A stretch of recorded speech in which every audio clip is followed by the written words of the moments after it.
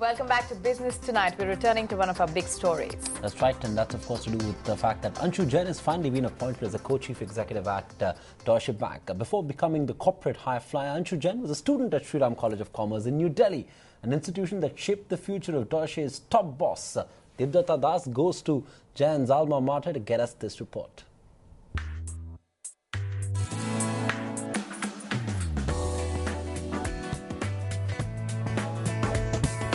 The evolution of Deutsche Bank runs in parallel with Anshu Jain's career in the bank.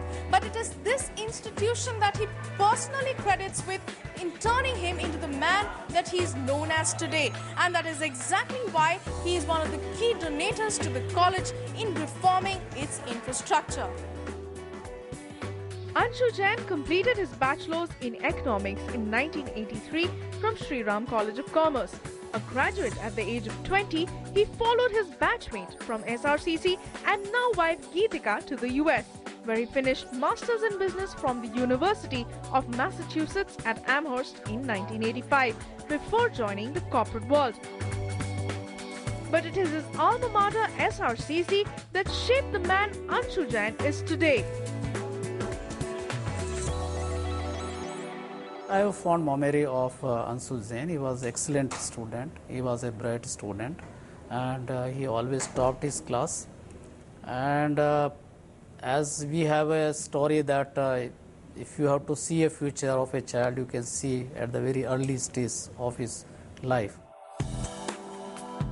But what does Anshu Jain's escalation to the top job at Deutsche mean to students on campus? The decision making that we might need about what to do, whether to go for a job or go for further study. All of that is, I think, just harnessed from the fact that we deal with such a vast variety of teachers in our college. It's given us the kind of different options available. What you make of the opportunity, the college leaves that to you. Anshu Jain has definitely made use of a lot of that opportunity. And as the co-head of Deutsche, he will make use of the roots that SRCC gave him, but he will use his wings to fly. Deepak Das, ETNOW, New Delhi. Let's bring in a discussion then with three special guests. Rana Talwar, who was the first Indian to lead a global bank, in his case Standard Chartered. Andrea Williams, who tracks Deutsche Bank. And Deepak Parekh, who's a good friend of Anshu Jain. Mr. Talwar, thanks for joining us. And from your home in London, let me straight get to the point where you've been, of course, the first one to mark such an achievement. And now comes Anshu Jain, someone you know well. This is really quite the story of Indians at the top of global banks. Well, I think it's a great achievement, not just for an Indian, but for a relatively young top professional to reach this position in Deutsche Bank. Mine was almost exactly 15 or 16 years ago when I got appointed to Standard Chartered. And I think, yes, I think both in the US and in Europe, the world has changed, has become a lot more open. And boardrooms are much more diverse. We also got Mr. Deepak Parekh joining us on the phone line. Mr. Parekh, thanks for joining us. As a banker who's known Anshu for many years, how do you feel about his rise to the top and this announcement today? Anshu is dynamic, energetic, and a befitting choice for the role. I've been hearing about Anshu's excellent performance as the head of corporate and investment banking at the Deutsche Bank. Given his domain expertise and leadership skills, I'm sure he will successfully kick off the next phase of growth at Deutsche Bank. I have personally known Anshu as well as the other co-CEO, Jürgen Fitchen, for many, many years. I think the decision by the Deutsche Bank board to appoint two CEOs, I think is a very fitting one. I know both of them individually, as I said, and they get on well as friends, and I think they will take the Deutsche Bank to the next level of growth. I wish both of them best of luck. Mr. Parekh, I'm glad you believe it's good that there are two co-CEOs. But Mr. Rana Talwar, let me bring you in here. What's worked in Anshu Jain's favour? Was it his killer instinct on deals? What characteristics do you think got him to this top job? Well, firstly, Anshu is a very, very smart guy. I don't know what his IQ is, but I'll bet it's in the top quartile, top 10% in the world. I think he's got a very loyal following in the group that he leads. So he's demonstrated leadership, smarts, and importantly, an ability to consistently achieve profits and superior returns for his bank. Indeed, so Mr. Talwar, I'm sure that's true. But what I do want to ask you is that do you feel it's been a smart move, really, to have a more German banker take care of the headquarters and the politics around it, and leave Anshu to do what he does best, which is turn in profits, keep the money going? Well, Shaili, I think it's a fact that two in a box, meaning two people sharing chief executive or other responsibilities, always makes for greater complexity. I think there's no getting away from that. On the other hand, in this particular case, given the different skill sets and given the different franchises, the global banking, investment banking with Anshu, and the German franchise, retail, corporate, commercial, with a German who has a presence and contacts both with the government and corporate Germany, I think actually there's very little overlap, so I think it should work.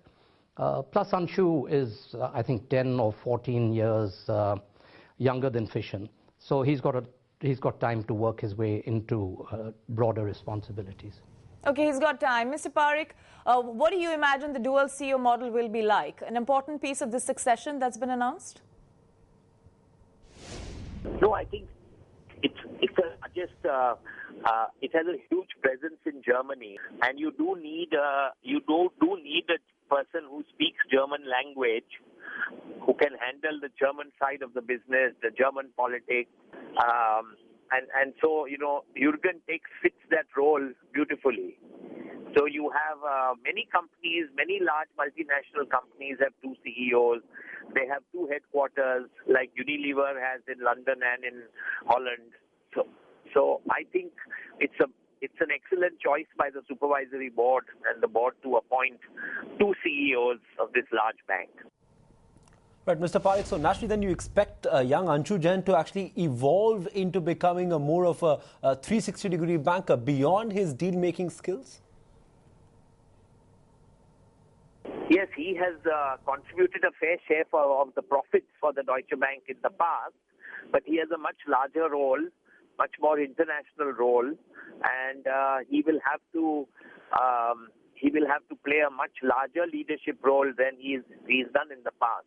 He has a more external job, and I'm sure he'll have to spend some time in Germany, and I'm sure he'll have to learn a little bit of German also.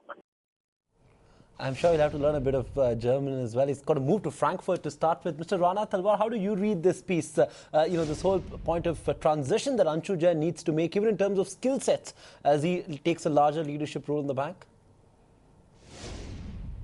I'd be amazed if there was any seismic switch, for the reason that, A, they have had a well-articulated and well-executed strategy. There is continuity. Anshu has been there. He's been the architect of the investment banking, wholesale banking strategy very successfully. The German franchise in Germany is like State Bank of India.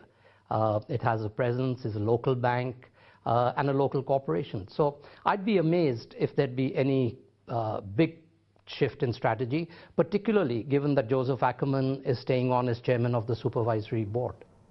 Oh, interesting point. We'll pick that up. But let's actually bring in, for a moment, Chanda Kochchar, who spoke to me earlier, talking about how this is great news and more Indians are on top of global financial institutions now. Well, I'm absolutely delighted to hear about the appointment of Anshu. I think this is really one more reiteration of the recognition of Indian talent in the global context. He really joins that group of professionals of Indian origin who are being entrusted the responsibility of running large global corporations. So I think this is just a further recognition of the Indian talent in the global context. Chanda Kochchar there of ICICI Bank. Well, Mr. Talwar, let me ask you a broader question. Since you've seen this sort of evolve over time, the appointment of an Indian to the top job, is it likely to send a signal to other banks in the European region, given how the crisis management is being played out there, the role of rising Indians? Well, I hope it sends a signal not just to other banks, but to corporations in Europe. I think they'll only benefit from diversity. I think we are seeing quite a lot of that at the board level, the non-executive director level. And I think to see this happening at the executive management level, there have been a few examples here in Britain, fewer in continental Europe, and definitely in America, where a few of us have reached these positions. And I think you're going to see more of it. Okay, let's also bring in Andrea Williams into this discussion, manager, Royal London European Income Fund. She's an analyst who tracks the Deutsche Bank very closely. Andrea, how does the banking sector read into Anshu Jain's appointment as a co-CEO? I think it's a positive appointment because he's running the most successful part of the bank, which is the investment banking business, and that's almost 90% of Deutsche Bank's profits. He has been, rewarded for achieving very good returns in that area, so that's good news. But Andrea, the big question still remains, has Joseph Ackermann's delay in appointing a successor to his post caused more problems which can potentially hurt the bank?